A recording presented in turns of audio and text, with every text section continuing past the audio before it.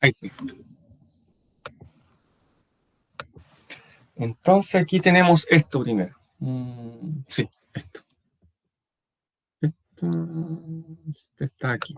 Ya, aquí tenemos segundo C, ¿cierto? Ya.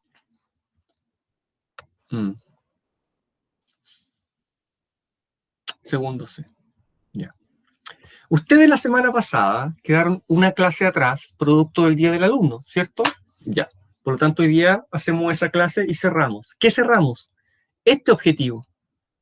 Este objetivo, Daniela. Este objetivo. Objetivo 3, Segunda Guerra Mundial. Esto es lo que se acaba hoy. Y se acaba todo esto. Aquí va a quedar guardado, disponible, excepto las evaluaciones formativas que se cierran el 20 de mayo. 20 de mayo a las 12 de la noche, esto se cierra. ¿Ya? Y no lo van a poder ver más. Ya va a quedar disponible las carpetas, el apunte visual, todo eso va a estar disponible, pero las evaluaciones se cierran. El apunte visual, ¿cuándo debe ser entregado? Ya todos ustedes saben, ¿cierto? Es el, a ver si alguien lo hace antes que yo y lo deja ahí, la fecha, es el 22, ¿cierto? 22, ya, listo, y algunos ya lo han entregado, es el 22. Ya. ¿Qué es lo nuevo? Esto que está acá arriba, y a contar de la próxima semana, vamos a ver esto, ¿ya? Objetivo 6, transformación económica, política, ¿cierto? Ya, eso. Y aquí ya están armadas las carpetas. Y la primera tarea, pero esa tarea la voy a explicar la próxima semana, ¿ya? Eso es lo que ustedes están viendo aquí. Con respecto al apunte visual, o esto es de otra temática, ya es de un curso superior a ustedes. Y este fue un apunte visual que me llegó. Ya, este es el desde más o menos, ¿eh? No, es que esto lo quería destacar para que ustedes lo vean. Ya, esto está espectacular, tiene un 7. Esto es la Guerra Fría y Latinoamérica, un electivo que yo hago. ¿Ya? Si a alguien le sirve, ahí está. Ya, ahí está. Y alguien pudo haber sacado una idea de ahí. ¿Otro? Nada más que eso. ¿Ya? Ahí tenemos lo que les quería recordar. ¿Ya? Recuerden. Sí, dígame. Es que yo te había dicho que íbamos a hacer una reunión por Meet y íbamos a ir entregando el trabajo, eso ya no se va a hacer. Ya, interesantísimo el tema, Catrina. No, entréguelo por infiltración. ¿Te lo tiene listo? Lo entrega. Fecha tope, el 22. ¿Ya? No quiero quitarles más tiempo. ¿Ya? Ya. Bien. ¿Dónde habíamos quedado? ¿Ya? ¿Dónde habíamos quedado? Habíamos quedado en el desarrollo de la Segunda Guerra Mundial, ¿cierto? Habíamos llegado al final de la Segunda Guerra Mundial. Ahí habíamos quedado. Alemania se rinde, Hitler se suicida, y Alemania se rinde, Hitler se suicida, continúa la guerra unos meses más, y finalmente Japón se rinde y termina definitivamente la guerra. Bueno, y ahora llega el momento de analizar las consecuencias, ¿cierto? Y algunas características del conflicto. Ese es nuestro objetivo de ahora, y eso es lo que vamos a analizar. ¿Ya? Perfecto. Vamos a partir con una característica del conflicto. Si ustedes pensaban que la Primera Guerra Mundial tenía una dimensión planetaria, es que no habían conocido la Segunda Guerra Mundial. Se combatió en todos los continentes.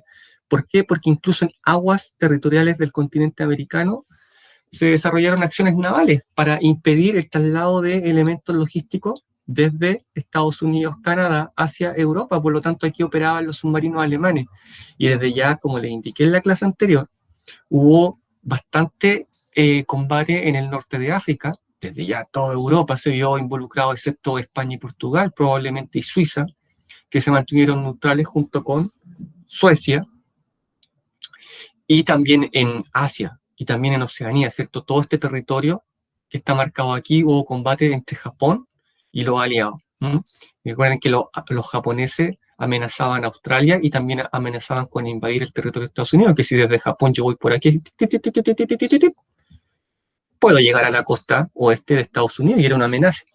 Participaron más de 23 países, miren lo que dice ahí, y más de 100 millones de soldados fueron movilizados, o sea, 100 millones. Para nosotros quizás esa cantidad sea inimaginable. Hubo nuevas tecnologías y estrategias. Miren, ¿cómo están con este modelo? ¿Cómo están con este modelo? El BOMB, uno de los primeros computadores. Este debía estar en un lugar con aire acondicionado, con refrigeración, de tanto que se calentaba. ¿para qué era utilizado este computador? Esto es un computador, ¿ya? De la época.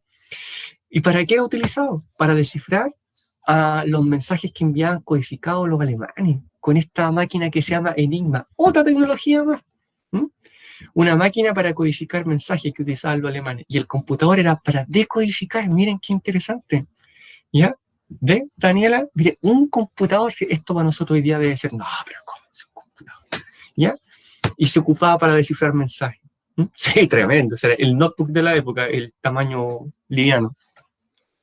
También surgen otras tecnologías militares como los tanques, se modernizan los aviones, ya lo vamos a ver, sistemas de navegación.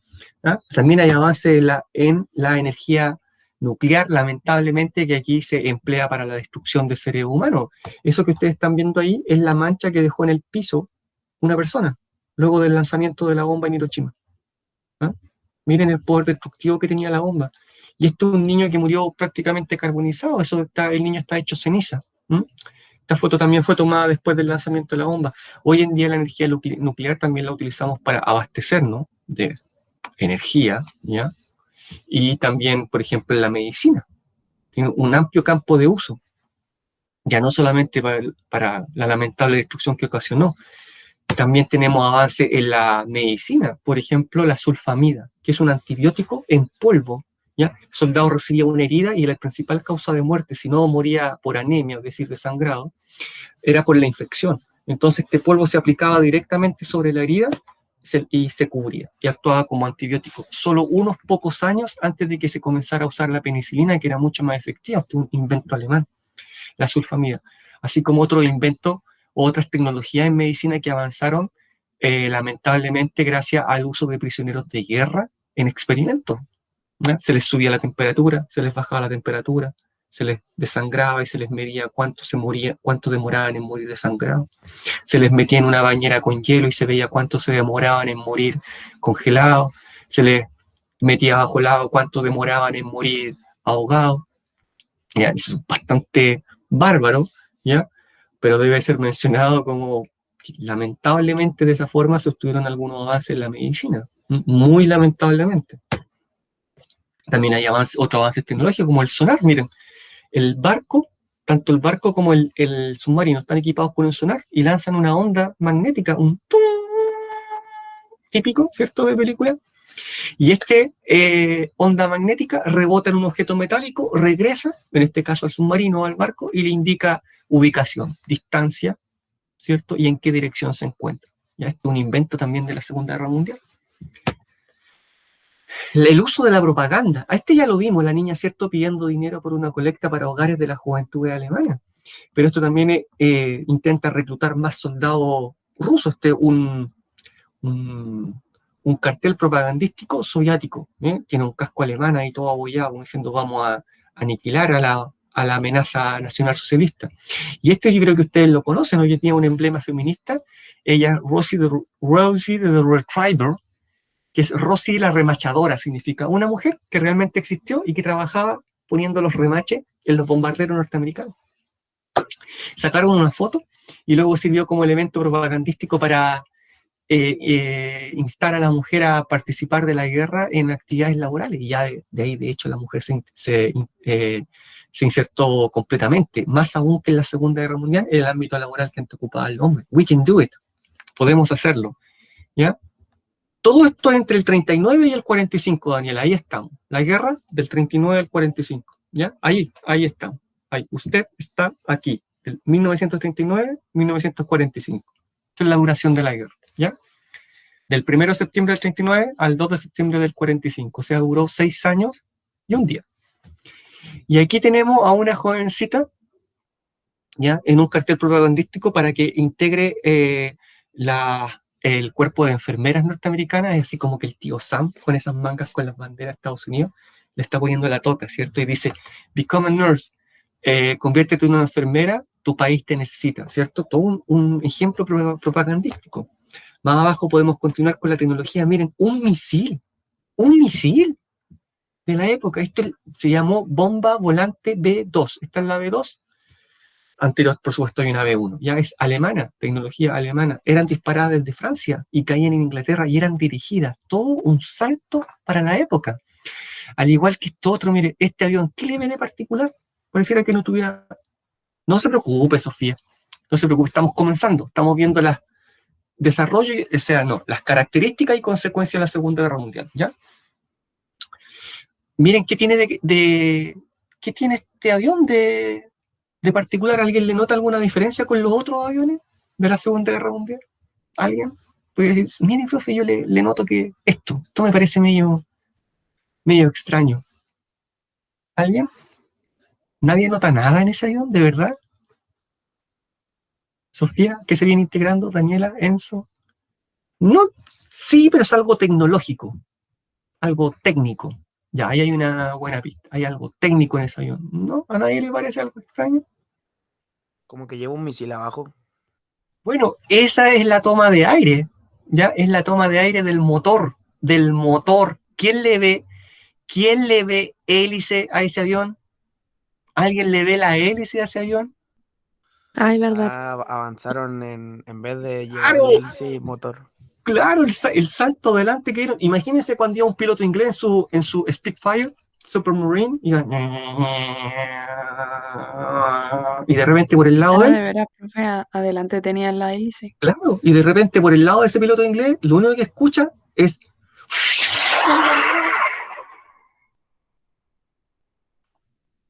¿Y cómo vuela si no tiene hélice? Bueno, desarrollaron el motor a reacción los alemanes. Lo que pasa es que el avión se introdujo el 44, entonces la guerra ya estaba por terminar y no pudo provocar un gran vuelco en la guerra. Ya no quedaban materias primas, ya no quedaban pilotos, ya no quedaba combustible.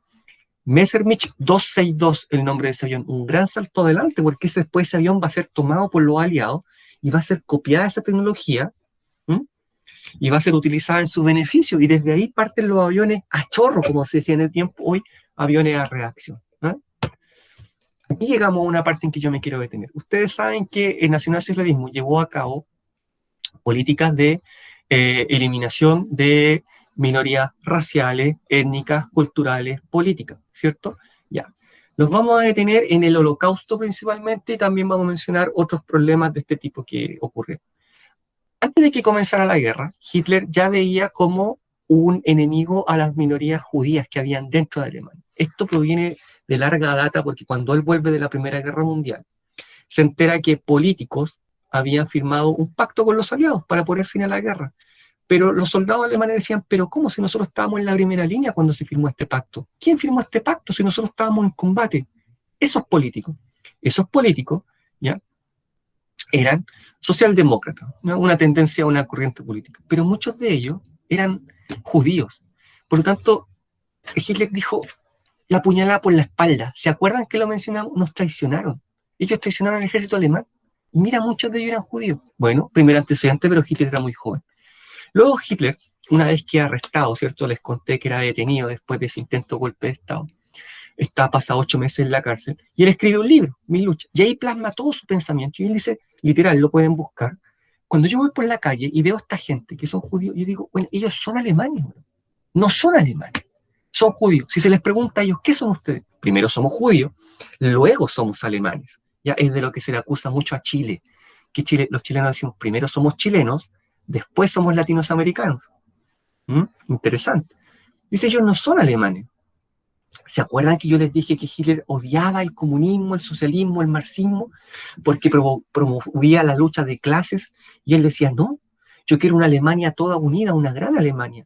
Los judíos también me desordenan este sistema, porque ellos no quieren una nación unida, ellos primero son judíos. Bueno, ellos son el germen, son el microbio que infecta esta gran Alemania. Por lo tanto, hay que crear una política en contra de ellos, dejarlo aparte. ¿Qué hacen ellos el primero? Bueno, vamos a ver qué podemos hacer. Ya, los vamos a relegar hacia el este, hacia el territorio del este. Les vamos a pedir que vengan a lugares a recluirse porque los vamos a desplazar. Ya no pueden convivir con nosotros. Recuerden la noche de los cristales rotos. Se les destruyó todo el comercio. Luego se les reunió, se les convocó y se les llevó hacia el este. Normalmente en tren, en grandes campos de concentración. Recuerden que les mostré Dachau, el primer campo. En esos lugares fueron recluidos una vez que ya estaba por comenzar la guerra y se les marcó. con una estrella de David amarilla, ¿cierto? Y con otros símbolos de colores a las otras disidencias. Aquí entramos con las otras disidencias. Gitanos, homosexuales, comunistas, discapacitados, oposición política en general.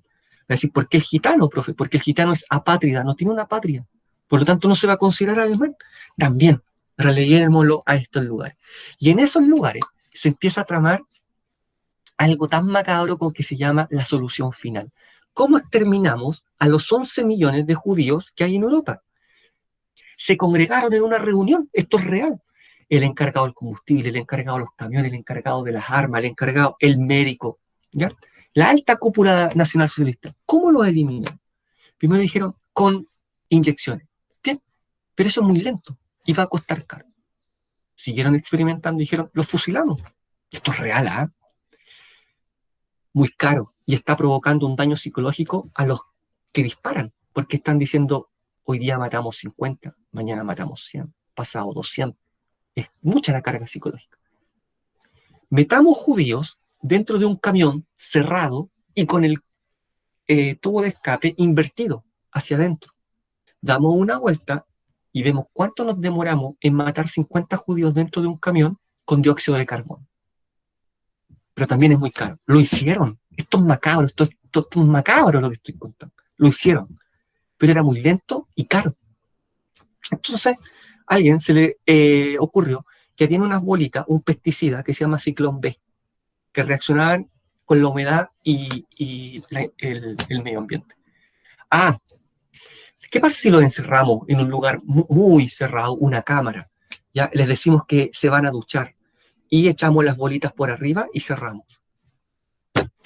Muy efectivo. Y así quedó. Y ahí comienza este proceso llamado el Holocausto por los judíos. Para los alemanes, la solución final. Exterminar de manera sistemática, es decir, esa fábrica que yo les expliqué, llegaba el camión, la gente era clasificada, a estos los matamos hoy día, desnudarse, dejar la ropa ahí, las cosas de valor ahí, los lentes ahí, las carteras aquí, los zapatos ahí. Esa gente era conducida por otros judíos que no podían decir nada, ¿ya? Y que eran como vigilantes de los otros judíos que venían llegando y se les llevaba a las cámaras de gases diciéndole que se iban a duchar.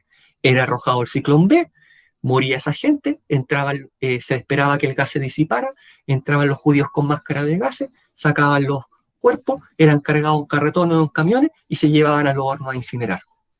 Tal cual, tal cual. Eso es sistemático, la fábrica, ¿ya? Y de esa manera también se eliminan las disidencias, otras disidencias. El costo, aproximadamente 6 millones de judíos y otros 6 millones de otras disidencias que son minorías. Los que están ahí, gitanos, homosexuales, comunistas, discapacitados, oposición política en general. Y esto pasó a la historia hasta estos días como el Holocausto o solución final. Ese es el plan que traman los alemanes. Y aquí están. Vivían en esta situación, en esta forma infrahumana.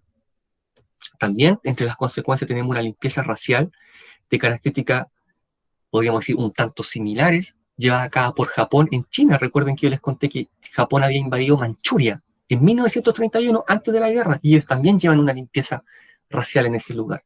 La llevan a cabo mediante muchos experimentos médicos que realizan los japoneses con chinos, porque ese territorio ahora está invadido por Japón. Y también con armas biológicas. Miren qué interesante. Aviones arrojaban unas bombas como de greda o porcelana. Y adentro iban microbios, iban pulgas. Y muchas sobrevivían. Y esas picaban y transmitían enfermedades biológicas. Bueno, el costo fue aproximadamente 10 millones de chinos. Y de esto no se habla mucho. Se habla siempre del holocausto judío. 10 millones de chinos aproximadamente murieron de esta forma. Y también otra característica es el bombardeo de áreas civiles. Esta es la ciudad de Dresde, mírenla por favor, ciudad alemana. Luego de ser bombardeada por los aliados, completamente destruida. ¿Ya? No tenía un valor militar, pero destruida para bajar la moral de la ciudadanía alemana y que vean lo que les va a pasar. Pero no tenía un valor militar. ¿Ya? Ciudad de Dresde. Fosas comunes donde se enterraban a los judíos. Por capas. Les muestro esta foto para que ustedes comprendan las dimensiones de este genocidio. 6 millones. Me imagino que habían visto esta foto. Otras consecuencias del conflicto, vamos a cambios territoriales, son las conferencias de Yalta y Potsdam, el 45. Yalta y Potsdam por los lugares donde se reunió. Ciudad de Yalta, ciudad de Potsdam, 45. La guerra está por terminar. Todos sabemos que Alemania va a perder la guerra. Van a ganar los aliados. Y se reúnen estos caballeros, Winston Churchill, Roosevelt, Winston Churchill, primer ministro inglés, Roosevelt, presidente de Estados Unidos, Stalin, presidente de la Unión Soviética. Y se reúnen, ¿ya? Los tres grandes, como se les decía. ¿Qué vamos a hacer una vez que ganemos la guerra? Tomaron muchos acuerdos. Pero el principal acuerdo, y el que voy a destacar, es vamos a dividir a Alemania. Porque ahora sí que Alemania nunca más nos puede llevar a una tercera guerra mundial. Eso sí. ¿Ya? La vamos a dividir. Entonces vamos a dividir todo el territorio de Alemania, todo esto es Alemania, en 4. Un pedazo para Inglaterra, otro pedazo para Francia, otro para Estados Unidos y otro pedazo para la Unión Soviética.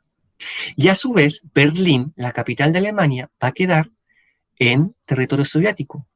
Por lo tanto, Berlín, a su vez, lo vamos a dividir en 4. Perdón. Lo vamos a dividir en 4. Queda dividido en 4 Alemania y a su vez la capital en 4. ¿Ya? Listo. Entonces se dicen, lo vamos a dividir para neutralizar el territorio. Pero, como ustedes ya deben estar pensando algunos, esta división es el germen de un proceso que va a comenzar una vez que termine la Segunda Guerra Mundial. ¿Alguien sabe cuál? ¿Qué semillas están sembrando aquí al dividir Alemania en 4 territorios? ¿Alguien sabe, alguien conoce qué proceso vamos a ver una vez que termine la Segunda Guerra Mundial y que tiene su génesis aquí, en lo que estoy mencionando? Ya, yo se los voy a decir. Este es el germen de la Guerra Fría. Porque posteriormente, una vez que termine la guerra, estos territorios de aquí, de Inglaterra, de Francia y de Estados Unidos, se van a convertir en la República Federal Alemana o República Alemana del Oeste, República Alemana Occidental. Y este territorio soviético se va a convertir en la República Democrática Alemana o Alemania Oriental del Este. Y se va a dividir en 2.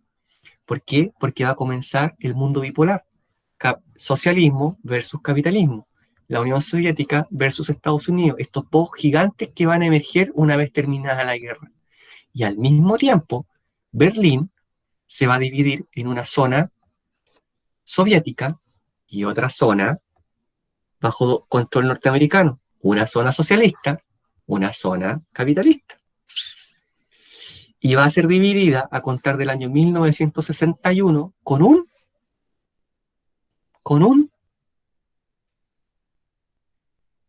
estoy seguro que saben. Estoy seguro que alguien sabe. Berlín va a ser dividida con un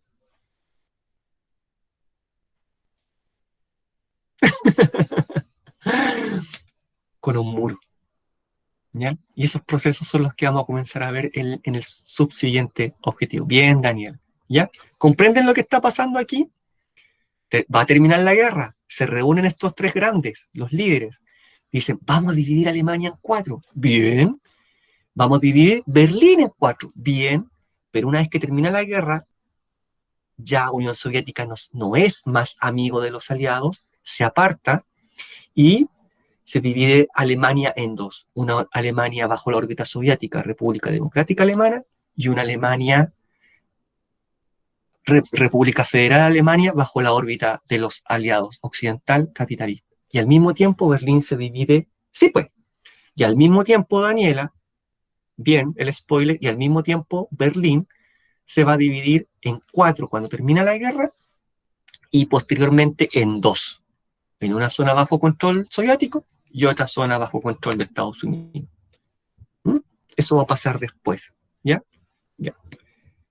Esto que espero que le quede muy claro, porque es el enganche para el subsiguiente objetivo, porque termina este objetivo y nos venimos a Chile.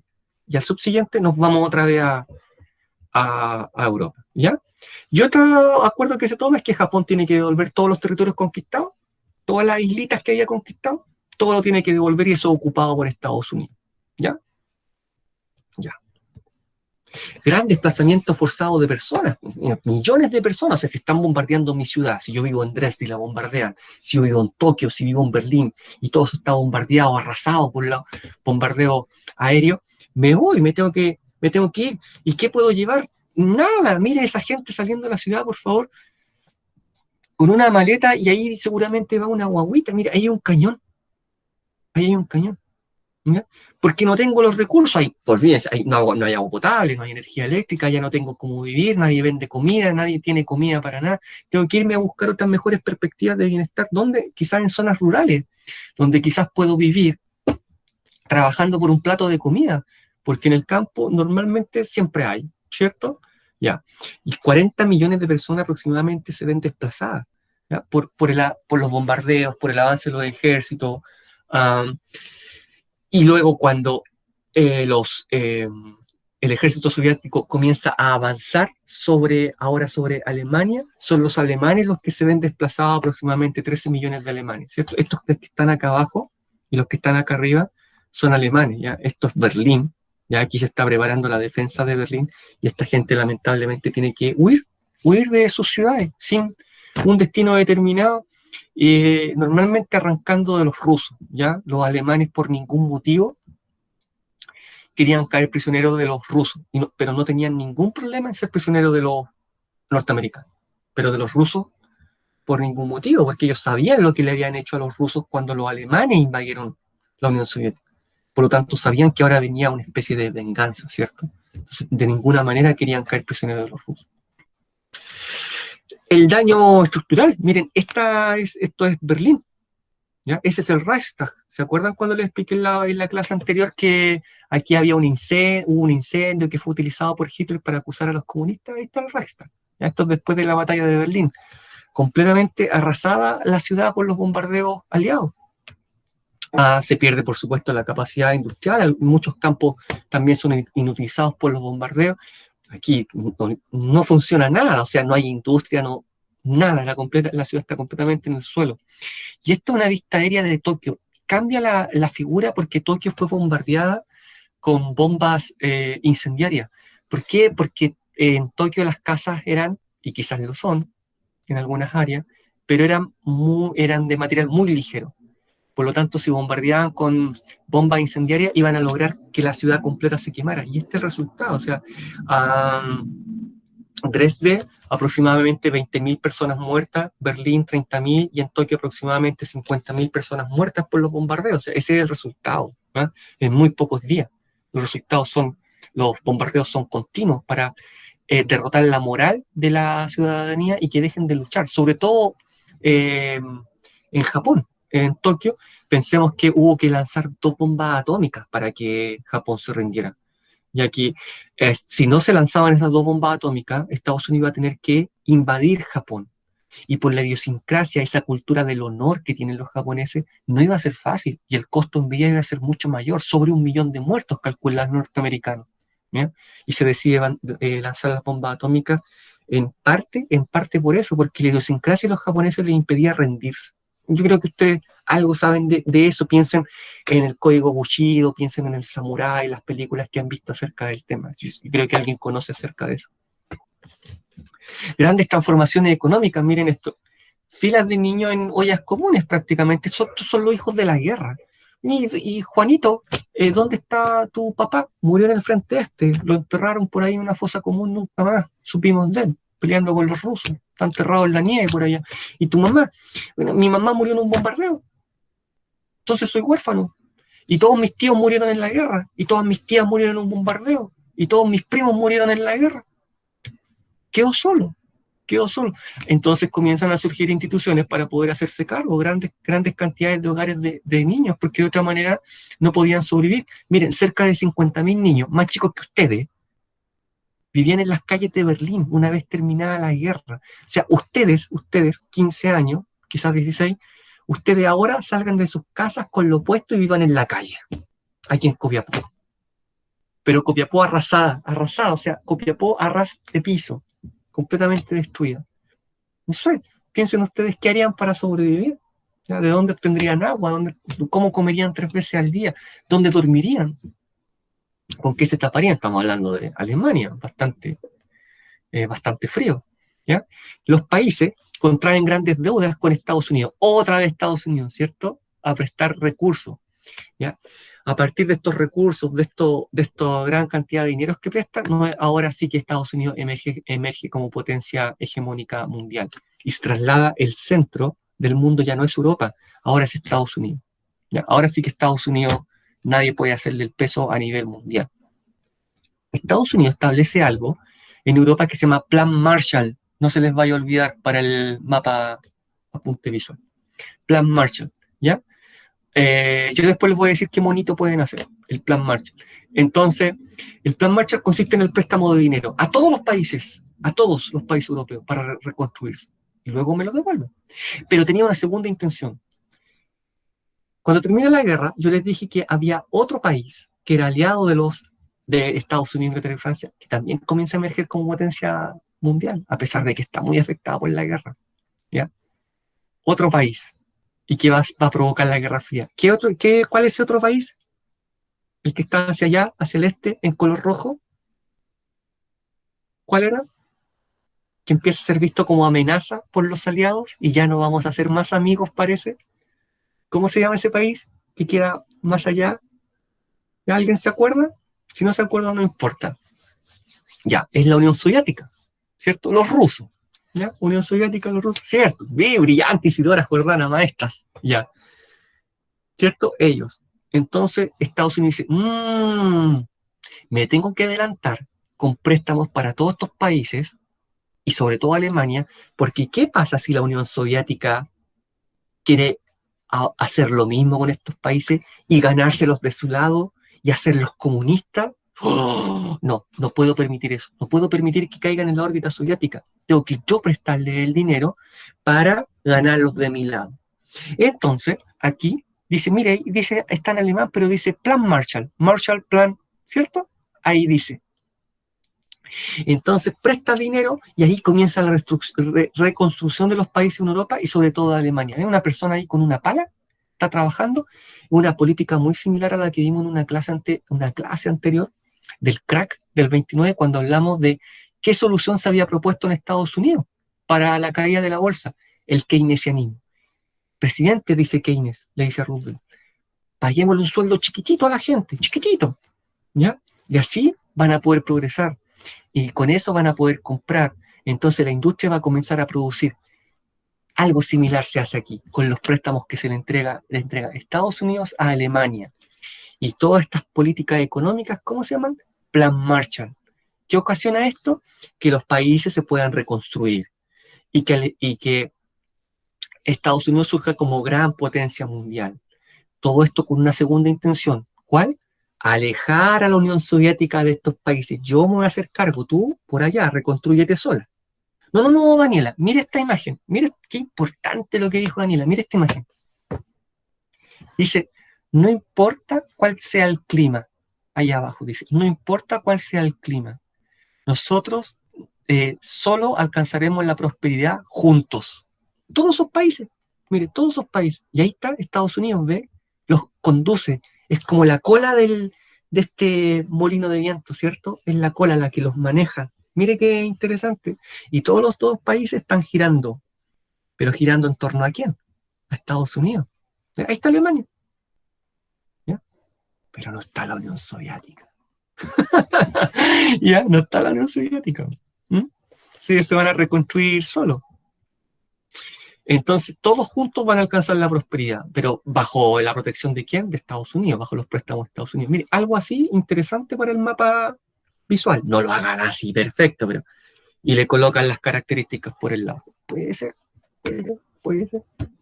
¿Ya? O también pueden colocar simplemente Plan Marshall, con letras así bonitas y características. ¿Qué estos juicios de Nuremberg, profesor? ¿A alguien le suena? Puede ser de alguna película. Bueno, por primera vez se comienza a hablar de derechos humanos y de crímenes contra la humanidad, crímenes de guerra. Entonces los aliados dicen, capturamos a los principales responsables del holocausto, por ejemplo, de la solución final, de experimentos con las personas, los tenemos aquí están los principales jerarcas nazis. hay que enjuiciarlos. Vamos a tratar de ser transparentes, vamos a hacerles un juicio y que se puedan defender. Bueno, este juicio pasó a la historia como juicio de Nuremberg. Hay otros juicios, pero este es el primero y el más conocido. Aquí se enjuició a los más altos jerarcas nazis, ¿ya? Entonces se enjuició a 24. 24. Ya, 12 fueron condenados a muerte, fueron colgados. Ahí está, 22. 12 fueron condenados a muerte, fueron colgados por crímenes de guerra. 7 fueron condenados a años de cárcel y 3 fueron absueltos. Ahí está.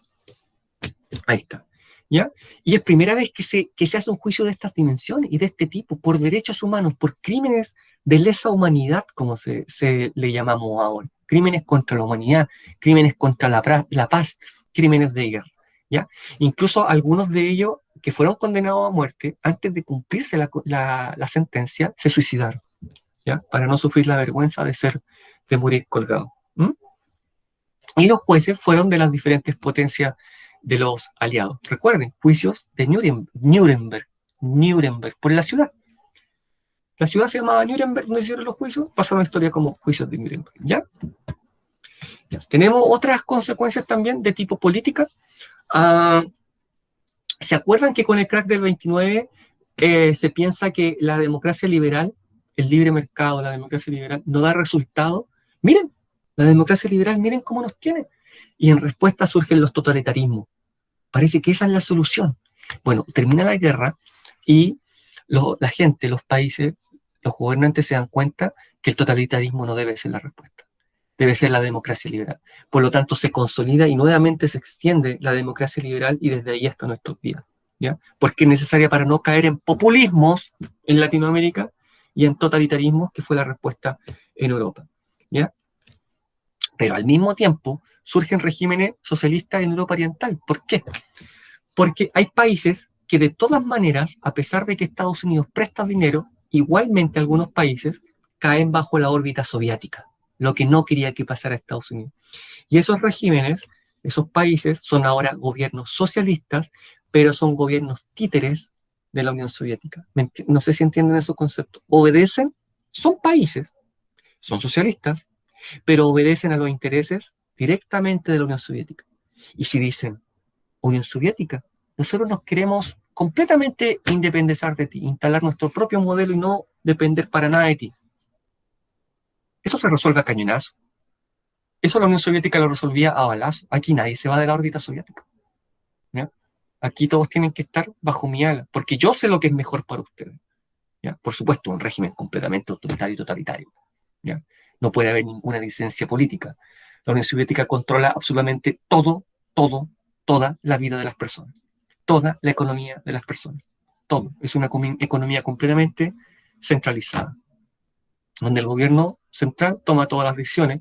Por supuesto, hay un partido único, no hay elecciones, no hay democracia, ¿ya? Eso lo vamos a ver después con la Guerra Fría. Esos son los regímenes socialistas que surgen al alero de la Unión Soviética. Ya los vamos a ver algunos. Y también se inicia un proceso de descolonización en África. Y profesor, ¿por qué? Vamos al imperialismo. Recordemos que África estaba completamente colonizado por potencias europeas. Bueno, termina la Segunda Guerra Mundial y estas colonias dicen, bueno, llegó el momento de independizarse. Los países europeos no pueden hacer mucho porque están a ras de suelo. Recién terminó la guerra. ¿Qué voy ahora a pelear con las colonias africanas? Por lo tanto, la mayoría de los países africanos se independizan de manera pacífica, excepto Argelia. Aquí se va a pelear una guerra que va a durar 8 años. Argelia tiene que pelear su guerra de independencia. Va a ser atroz. ¿Contra quién? Francia. Francia finalmente termina la guerra y Argelia se independiza. Y en Asia se va a pelear una guerra acá, en este territorio, ¿ya? Nuevamente Francia, que no quiere tampoco soltar una colonia que tiene ahí, que se va a llamar Indochina. ¿Ya? Indochina. Y una vez que termine la guerra en Indochina, con la derrota de Francia, va a surgir a un país que a ustedes les debe sonar, que se llama Vietnam, donde posteriormente se va a pelear otra guerra contra Estados Unidos, y que Estados Unidos la va a perder en el contexto de la Guerra Fría. Pero quédense con esto. Se produce la independencia de las colonias africanas, la mayoría de ellas pacíficas. Argelia tiene que pelear su guerra de independencia, triunfa finalmente contra Francia, y en Asia se produce otro proceso de independencia violento mediante una guerra entre Indochina y Francia. Finalmente Francia es derrotada e Indochina obtiene su independencia. Mire qué interesante. Y aquí está marcado con colores aproximadamente las fechas. Proceso de descolonización de África, y también tocamos Asia. Pérdidas humanas, profesor. Claro que hay pérdidas humanas. Inconmensurable. O sea, no podríamos hoy día dimensionar estas pérdidas humanas. Ya dice World War II deaths, o sea, las muertes de la Segunda Guerra Mundial. ¿Ya? Miren, la guerra causó la muerte de 60 millones. En esto nos ponemos de acuerdo todavía. ¿Ya? Normalmente la mayoría de los autores dice entre 60 y 80 millones de personas. O sea, piensen cuántas veces la población de Chile. Al alza, casi 4 veces la población de Chile. Claro que sí. Como siempre en las guerras, la mayor cantidad de muertos está entre los civiles. Entre civiles. ¿Ya? Y la mayor cantidad de muertos está en Europa Oriental, o sea, en el frente oriental. En el frente en que combatió los rusos contra los alemanes. En ese frente se produjo la mayor cantidad de bajas. Miren, por favor, la Unión Soviética. Ahora entienden todo lo que he hablado sobre la Unión Soviética. 25 millones de muertos. Solo ese país. Solo ese país. La Unión Soviética. 25 millones de muertos. O sea, no sé si alguien lo puede dimensionar.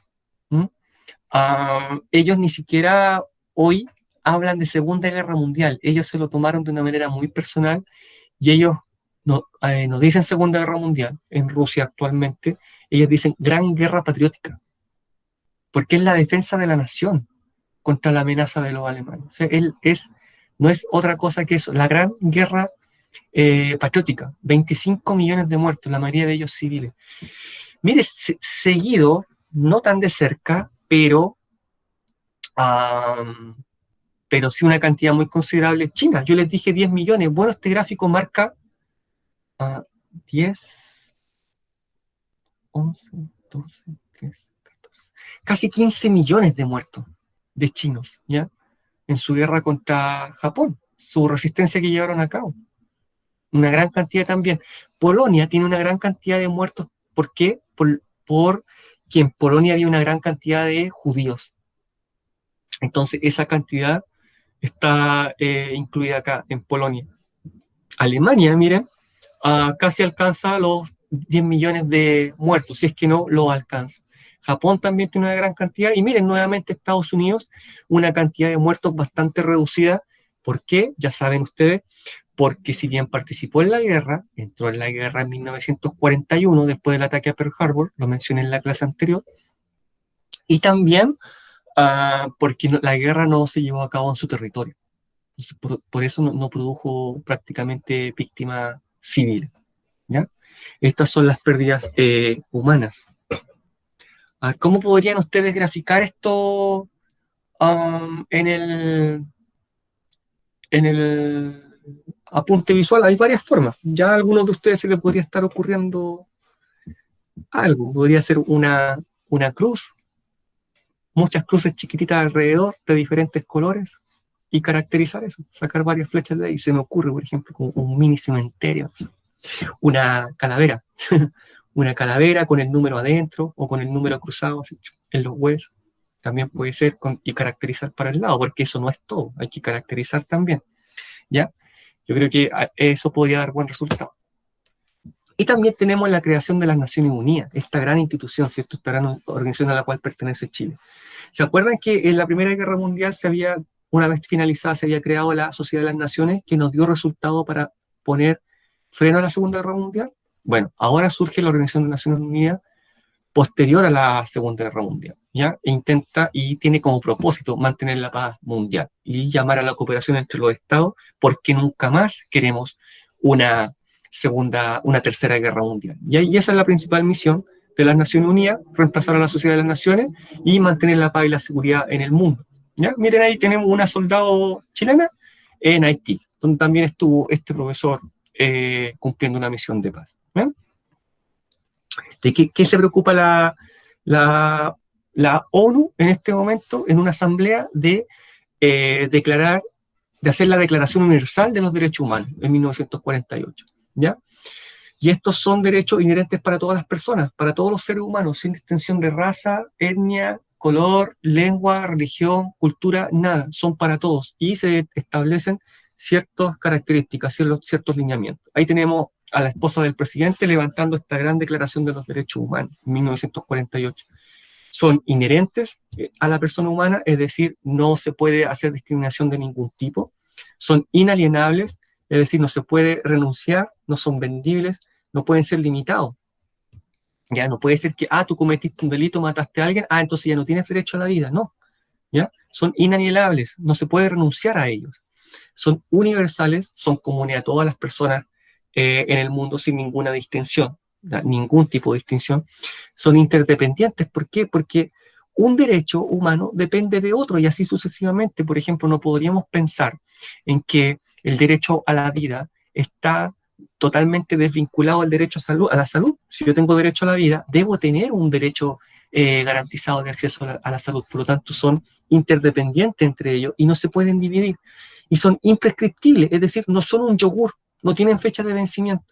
Desde que nacemos hasta que nos morimos, tenemos todos esos derechos humanos. Ninguno tiene vencimiento, ninguno puede ser retirado, ninguno puede ser quitado, ¿ya? No tiene fecha de vencimiento, ¿ya? Derecho humano, consecuencia directa como reacción a la guerra.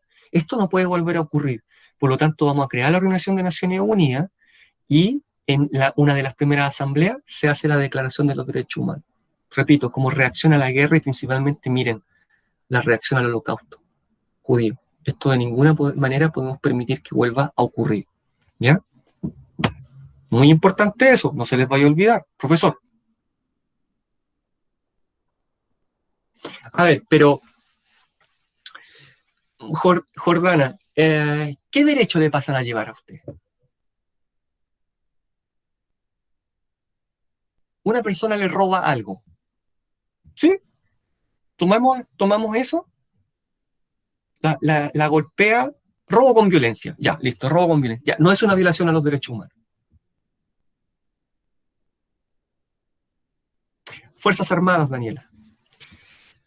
Jordana, no es una violación a los derechos humanos, porque la visión tradicional de la violación a los derechos humanos, porque me imagino que de eso estamos hablando, de violación a los derechos humanos, ¿cierto? Ya. La perpetra solo el Estado. Entonces, una persona en la calle a usted la golpea y le roba el teléfono, cometió un delito y es juzgado como delito, ¿ya? Por un tribunal, ¿ya? Por un tribunal. Como delito, ¿ya? Ya. Pero si un carabinero, mire, un carabinero se cruza con usted, va el carabinero ahí, vamos a tomar al carabinero. Y el carabinero viene y usted mira al carabinero mira a usted y el carabinero viene, la toma del cuello y le pega un palo en la cabeza y la deja botada ahí en el suelo. Esa es una violación a los derechos humanos bajo la interpretación tradicional porque es el Estado, un agente del Estado, un representante del Estado el que lo hizo, ¿ya? Ahora, los derechos de la persona que comete el delito, los derechos humanos de la persona que le pegó a usted y le robó el teléfono, no se acaban. Y los del carabinero tampoco. ¿Por qué? Porque, mire, son imprescriptibles, no pierden vigencia, son inalienables, son irrenunciables, universales, ¿ya? Son inherentes al ser humano, nunca prescriben, nunca, nunca, nunca. Yo puedo ser el ser humano más malo del mundo, pero mis derechos humanos no se acaban nunca, no se agotan, no me son retirados, ¿ya? Pero de paso le explico que cuando yo, persona natural, usted, cualquiera de nosotros, que no somos agentes del Estado, cometemos una agresión que podría ser interpretada algo, cometemos una acción que podría ser interpretada como una violación a los derechos humanos, no es una violación a los derechos humanos, porque no somos agentes del Estado. Somos personas naturales, por lo tanto cometemos un delito, aun cuando matemos a otra persona. Pero si esa acción la comete un agente del Estado, sí es una violación a los derechos humanos. ¿Ya? Ya. Esa es la interpretación tradicional. ¿Hay otra interpretación, profesor? Sí, una interpretación moderna, que dice que no solamente el Estado comete violaciones de derechos humanos, sino que también grupos organizados, equipados, entrenados, con un propósito. Por ejemplo, grupos terroristas, grupos de narcotraficantes. ¿Ya? Y eso en una interpretación moderna también es considerado una violación a los derechos humanos. Lo que le estoy contando se lo voy a contar el próximo año porque es materia de tercero medio. ¿Ya? Ya, pero me adelanto un poco porque es súper interesante el tema. Y para cerrar, surge un nuevo orden mundial. Ahí estamos, ¿ven? Esto era lo que yo les explicaba. A este lado, Estados Unidos y sus aliados. A este lado, la Unión Soviética y sus aliados. El mundo se divide, se conforma un mundo bipolar. Allá, la Unión Soviética, el socialismo, el comunismo, ¿cierto? Ya. A este lado, Estados Unidos, que se arroga la libertad, y es el capitalismo. Dos sistemas político, económico, social, cultural, ¿ya? Que se miran, claro, Daniel, Estados Unidos, capitalismo, ¿ya? Unión Soviética, socialismo.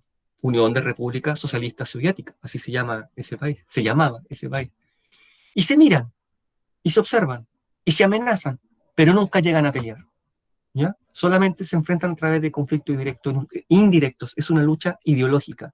El mundo se polariza, el mundo se divide en dos, y este proceso que se va a iniciar una vez terminada la Segunda Guerra Mundial, se va a llamar Guerra Fría, ¿ya? Y nos mantiene a todos ¿cómo no?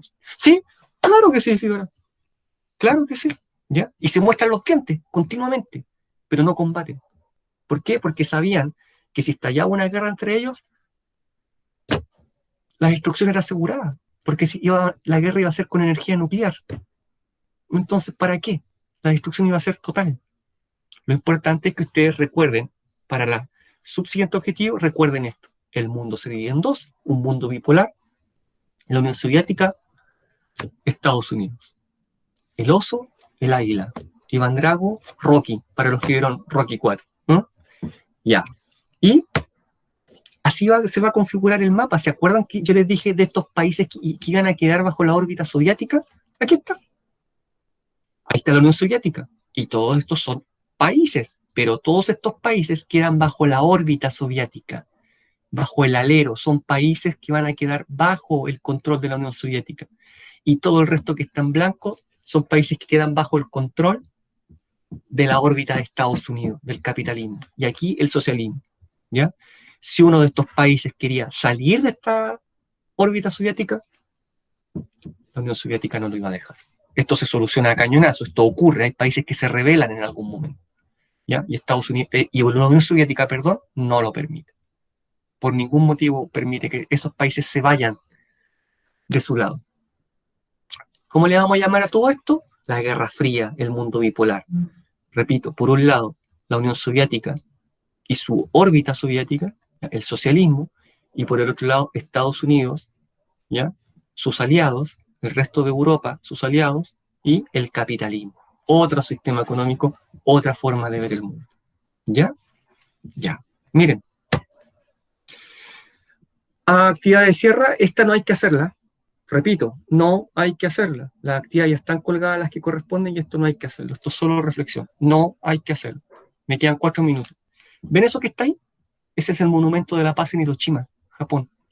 El único edificio que no fue reconstruido después de la bomba atómica. ¿Para qué? Para que la humanidad, por la eternidad de los tiempos, recuerde lo que aquí ocurrió. No se nos olvide, para que no lo repitamos. ¿Ya? Ese edificio que está ahí no fue reconstruido. Ese. ¿Ya? Y es un monumento a la paz en Hiroshima, el lugar donde fue lanzada la bomba atómica en Japón. ¿Ya? Tenemos nuestra síntesis y aquí nos damos cuenta que el mundo empieza a cambiar. Investiguen ustedes por qué. Investiguen ustedes por qué coloqué esa lámina. ¿Qué está haciendo esa gente ahí? Dice, las consecuencias de la Segunda Guerra Mundial pronto influirán en las vidas de millones de personas. ¿Qué está pasando ahí?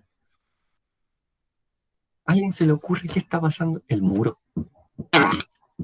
El muro. Gente que durante 20 años no pudo nunca más ver a su familia. O solo mirarse por un hoyito. O solo saludarse de una calle a la otra por 20 años. Porque el muro se levanta para que la gente que vive en la Europa Oriental, Europa Oriental, para que la gente que vive en Alemania Oriental, en la República Democrática Alemana, que está bajo la órbita soviética, no se vaya. No se vaya de Alemania. No se vaya al mundo capitalista. Para eso fue levantado el muro. No. Y Yari, la tarea no hay que hacerla. Lo dije, la tarea no hay que hacerla. No hay que hacerla. No, sí, Ah, profe, pero la tarea que está 3. La en tarea. la plataforma. Ya, ¿sí? Sí. Ya. Espérenme un poquito, por favor. No se vayan todavía, que esto les sirve a todos. No he pasado lista, además. Veamos. Ya, hay una clase acerca de los regímenes totalitarios. ¿Ya? Prácticamente, o sea, en la práctica, el nacionalsocialismo y el fascismo. ¿Ya? Y en base solo a ese PPT, usted debe realizar un mapa conceptual, que lo puede hacer, ahí dice a mano, pero si alguien lo quiere hacer en el computador, yo no tengo problema, y que incluya a lo menos 25 conceptos, y que explique el surgimiento de los totalitarismos en Europa. Y eso es todo. Usted puede colocar regímenes totalitarios, fascismo, nacionalsocialismo, y empezar a caracterizar para abajo. ¿Listo? 10 conceptos aquí, 10 acá, 5 arriba explicando de manera general el totalitarismo, y ya lo hizo, ya lo tiene. No se complique más que eso. Totalitarismos, fascismo, nacionalsocialismo, caracteriza hacia abajo cada uno. En el PPT está muy bien explicado, y con lo que yo dije también está muy bien explicado. ¿Ya? ¿Cuántos lo han mandado? 4 de 41. ¿Ven? Sí, ya voy a hacer como que no vi eso. Lo han mandado 4 de 41. Bueno, saben que el 20 de mayo esto se cierra y ya no se puede realizar. No sé si le quedó claro, y Yari, de todas maneras usted me puede escribir, se puede comunicar conmigo cuantas veces quiera y yo se lo voy a explicar nuevamente. ¿Ya? Sí, profe, sí entendí. Ya. Dudas, preguntas, consultas.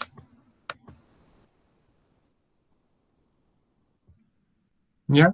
Apunte visual, el 22, envíenlo. ¿Ya? Porque desde las 12 de la noche en adelante parten perdiendo puntaje. ¿Ya?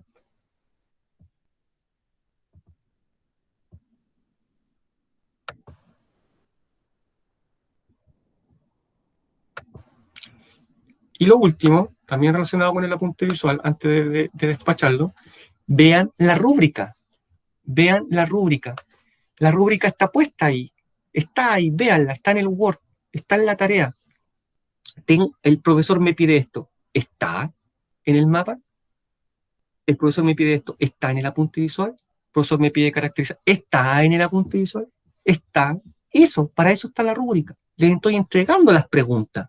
Ocúpenla. Está esto aquí. Lo coloco, escribo, dibujo.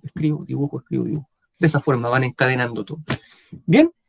Si no hay más dudas, preguntas, consultas, ahora el objetivo está terminado y con este material ya puede finalizar su apunte visual que se entrega el 22 antes de las 12 de la noche. Perfecto. Muy amables, muchas gracias por la conexión. Que tengan un excelente día. Nos vemos. Chao, profe. Chao, que les vaya súper bien. Chao, profe. Chao, que les vaya súper bien. Nos vemos. Chao, profe. Chao.